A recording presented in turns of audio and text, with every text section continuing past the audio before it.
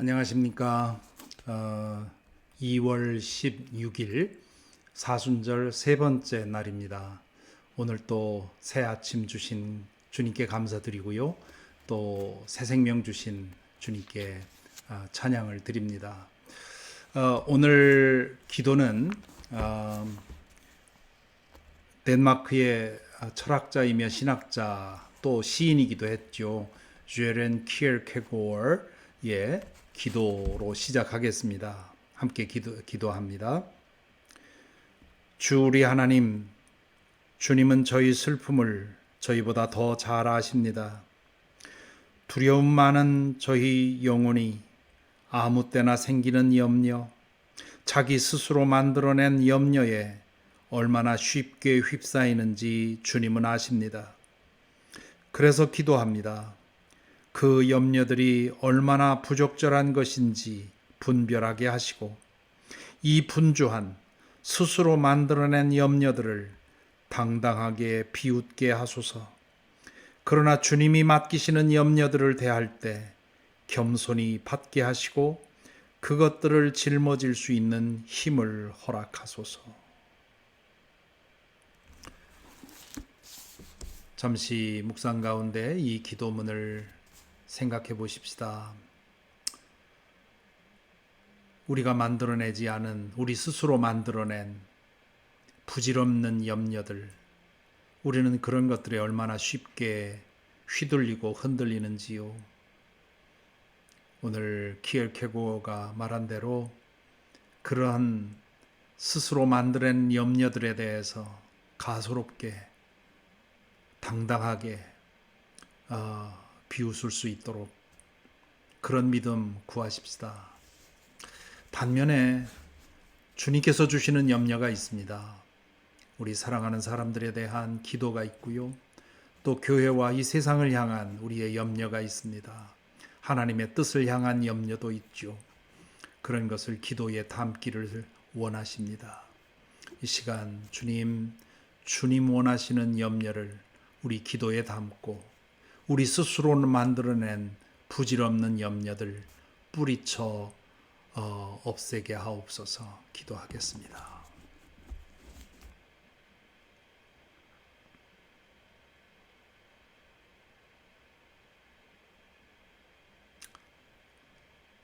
아멘. 오늘 말씀은 시편 39편의 말씀입니다.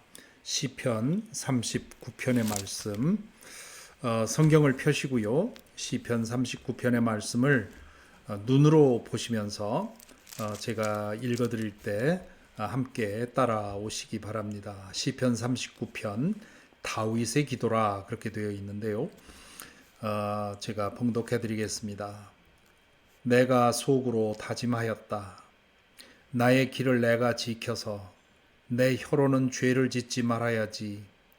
악한 자가 내 앞에 있는 동안에는 나의 입에 재갈을 물려야지. 그래서 나는 입을 다물고 아무 말도 하지 않았다. 심지어 좋은 말도 하지 않았더니 걱정 근심만 더욱더 깊어갔다. 가슴속 깊은 데서 뜨거운 열기가 치솟고 생각하면 할수록 울화가 치밀어 올라서 주님께 아뢰지 않고는 견딜 수 없었다. 주님, 알려주십시오. 내 인생의 끝이 언제입니까? 내가 얼마나 더 살 수 있습니까? 나의 일생이 얼마나 덧없이 지나간 것인지를 말씀해 주십시오.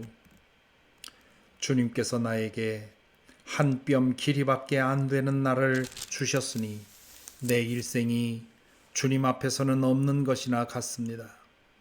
진실로 모든 것은 헛되고 인생의 전성기조차도 한낱 입김에 지나지 않습니다.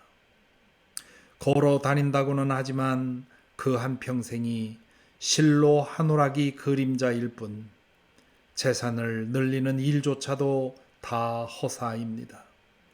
장차 그것을 거두어 드릴 사람이 누구일지는 아무도 모르는 일입니다.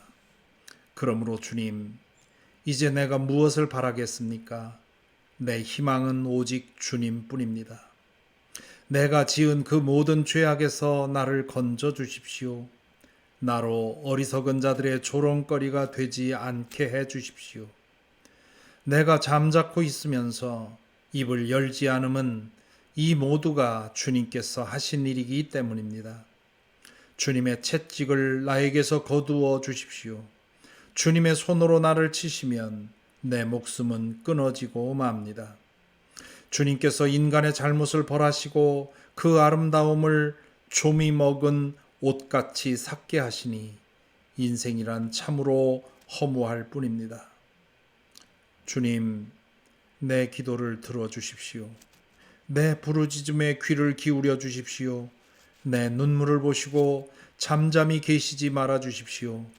나 또한 나의 모든 조상들처럼 떠돌면서 주님과 더불어 살아가는 길손과 나그네이기 때문입니다.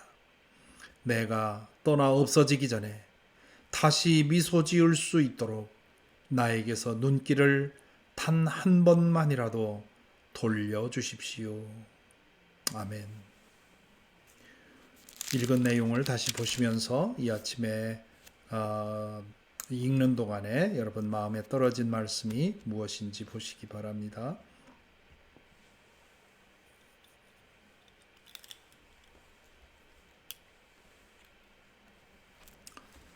오늘의 이 시편은 다윗의 시편으로 되어 있는데요.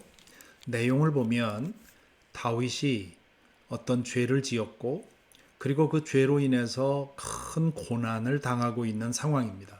어떤 죄인지 어떤 고난인지는 자세히 나와 있지 않습니다. 육신적인 고난인지 아니면 상황적인 그런 고난인지는 나와 있지 않습니다. 그런데 다윗은 그것이 하나님의 징계라고 받아들입니다.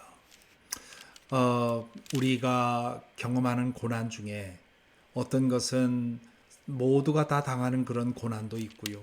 또 내가 잘못해서 자초한 고난도 있지요. 그러나 또한 그 고난 중에는 하나님께서 우리를 징계하시는, 그래서 우리를 연단하시는 그런 고난도 있습니다. 다윗은 지금 자신이 그런 고난을 받고 있다고 생각을 합니다. 지금 다윗이 어떤 상황, 어떤 고난을 겪고 있는지는 모르지만 그로 하여금 고통을 느끼게 만드는 이유는 그 고난 자체로부터 얻는 그런 내상 그리고 그의 고통뿐만 아니라 사람들이, 가까운 사람들, 가족들, 사랑하는 사람들이 그 일로 인해서 자신을 모욕하고 조롱하고 비난한다는 것이지요. 사람이 참으로 견디기 어려운 것은 사랑하는 사람들로부터의 오해와 비난이지요. 육신적인 고통은 웬만하면 참을 수 있습니다. 그러나 정신적인 고통은 참기가 힘들지요. 그래서 그런 상황에 몰려서 결국 불행한 선택을 하는 분들이 있는데 왜 그렇습니까? 사는 것보다 그것을 견디는 것이 더 고통스럽기 때문입니다. 다윗이 지금 그런 상황에 처해 있는 것이지요. 그래서 그는 이 사람들로부터 받는 그런 소외와 배척과 비난과 모욕 이런 것 때문에 속에서 분노가 불같이 끓어오릅니다. 그런데 여기서 다윗이 뭐라고 합니까? 내가 입에 재갈을 물렸다. 그런 상황에서 내가 입을 열어 말을 하면 악한 말, 상처되는 말 쏟아낼 것이고 그렇게 되면 또 다른 죄를 더하게 되기 때문에 내가 입에 재갈을 물리고 침묵했다 그렇게 얘기를 하죠. 이것도 우리 그리스도인들이 이 시편을 읽으면서 배워야 할 것 중에 하나입니다. 우리 마음에 분노가 있을 때, 서운함이 있을 때는 그런 때는 침묵해야 됩니다. 그런 때 속에 있는 그 감정을 그대로 말로 쏟아놓으면 되돌이킬 수 없는 상처를 주고받게 되지요. 그래서 우리 속에 분노가 끓어오를 때, 억울함과 원한이 사무칠 때, 그때는 침묵할 때다. 그런데 견디기가 어렵지요. 속에서 불이 끓어오르는데 그걸 말로 표현해야 되는데 그렇게 하지 못하니까 속에 터질 것 같은 그런 상황입니다. 그때 다윗은 하나님 앞에 나아가 쏟아놓았다고 하지요. 토설했다 그러지 않습니까? 말을 토하는 것처럼 쏟아놓았다. 사람에게 이 분노가 끌어올라서 누군가에게 만나서 그 분노를 쏟아내고 싶은데 그러지 못하는 그렇게 쌓여있던 감정을 하나님 앞에 쏟아 놓는 것이지요. 우리의 기도는 이러한 기능이 있습니다. 사람 앞에 말할 수 없을 때, 사람 앞에서 죄 지을 수 없을 때, 그때 하나님 앞에 나아가 내 속에 이 쌓여있는 그 분노와 감정을 하나님 앞에 쏟아 놓는 것이지요. 다윗은 지금 그렇게 기도하고 있습니다. 지금 다윗은 이런 고난 가운데에서 인생이 얼마나 덧없는 것인지를 깨닫습니다. 오늘 이 시편의 가장 중요한 구절이라면 5절과 6절인데요. 다윗은 그 당시에 누구도 부러워할 만한 부귀와 영화를 누렸던 사람입니다. 그 지역의 가장 강대한 나라를 이루었던 사람이지요. 사람은 이렇게 모든 것이 잘 되고 승승장구할 때면 마치 자신이 뭐 대단한 존재나 된 것처럼 착각하기가 쉽습니다. 좀 건강하면 영원히 살 것 같고요. 하는 일마다 잘 되면 자신이 마치 신이 된 것 같고요. 그리고 인생이 대단한 것처럼 착각합니다. 그런데 다윗도 그랬었죠. 그렇지만 지금 인생의 말년에 어떤 일인지 알 수 없지만 그가 인생의 바닥에 내던져진 것 같은 상황에 이르자 그는 인생이라고 하는 것이 얼마나 덧없는 것인지, 그 당시에 전성기를 구가할 때는 대단한 것처럼 생각했는데 지금 와서 돌아보니 그것이 헛된 꿈과 같더라. 한때 말을 타고 제국을 돌아다니면 모두가 굽신거리면서 그를 신처럼 추앙했는데 지금 돌아보니 한 오락이 그림자와 같다. 그런 고백을 하는 겁니다. 그러면서 다윗은 하나님께 구하지요. 나를 불쌍히 여기셔서 나의 죄를 용서하시고 이 고난으로부터 나를 건져 주십시오. 그렇게 구하는 이유는 다른 회개 시편에서 본 것처럼 51편, 32편에서 본 것처럼 우리가 하나님께 용서를 구할 수 있는 것은 오직 하나, 그분의 자비입니다. 그래서 다윗은 12절에서 내 기도를 들어주십시오. 나의 부르짖음을 들어주십시오. 내 눈물을 보시고 나를 불쌍히 여겨달라. 그렇게 얘기를 하지요. 그러면서 나는 나의 모든 조상들처럼 떠돌면서 주님과 함께 더불어 사는 길손이요 나그네일 뿐입니다. 고백합니다. 결국 나도 내 조상들과 다름없는 그런 나그네로 이 땅에 있다 잠깐 살다 사라져가는 존재라고 하는 것을 고백하고 있습니다. 그러면서 마지막 13절에 보면 나로부터 주님의 눈길을 단 한 번만이라도 좀 돌이켜 주십시오.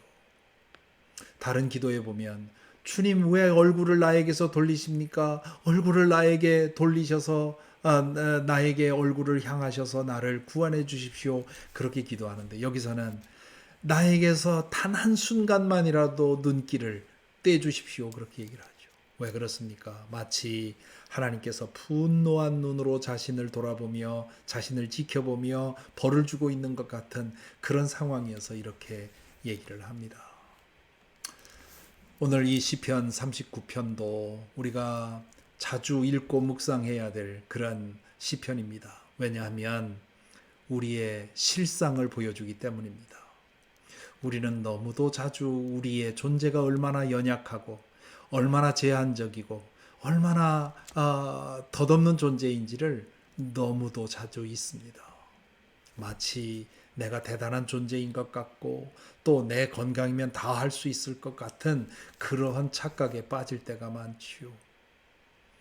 사순절은 주님 앞에 낮아져서 내가 얼마나 연약한 존재인지, 한순간에도 훅 불면 사라져가는 꺼지는 촛불처럼 얼마나 쉬운 존재인지 알고 보면 지금 살아있지만 살았다고 장담할 수 없는 것이 우리 인간입니다. 또한 우리는 하나님 앞에 너무도 부족한 존재이지요. 또 언제든 우리의 여정이 끝날 수 있는 나그네입니다. 그 사실을 기억하라는 것이 이 사순절의 의미입니다. 그렇게 기억할 때 우리의 소망은 우리 자신에게 있는 것이 아니라 하나님에게 있다고 하는 사실을 더 분명하게 깨닫게 되는 것이지요. 내가 건강하다고, 내 자녀들이 잘 된다고, 든든한 그런 업적을 이루었다고, 많은 재산을 가지고 있다고 어림도 없는 얘기입니다. 한순간에 사라질 수 있는 것이 그 모든 것들입니다. 우리가 소망을 가질 수 있는 것은 영원하신 하나님의 입대여서 오늘 주어지는 하루하루를 영원처럼 사는 것, 청성스럽게 살면서 하나님의 뜻을 따라 사는 것, 그것이 우리 나그네요 길손인 하나님과 더불어 살아가는 나그네와 길손인 우리의 삶의 방법이 되어야 할 것입니다. 이 이후의 기도 시간은 이 사실을 좀 더 묵상하십시다. 내가 얼마나 연약한 존재인지, 언제든지 훅 하면 사라질 수 있는 그런 존재. 그렇기 때문에 언제든지 영원하신 하나님 안에 살아가야 한다는 사실을 기억하면서 주님, 오늘 또 이 진실에 깨워주시니 감사합니다. 오늘 또 주님 안에 머물러 살아가게 하옵소서. 그런 기도가 이어졌으면 좋겠습니다. 감사합니다. 오늘 또 주님과 함께 동행하는 거룩한 날이 되기를 간절히 기원합니다. 기도하겠습니다.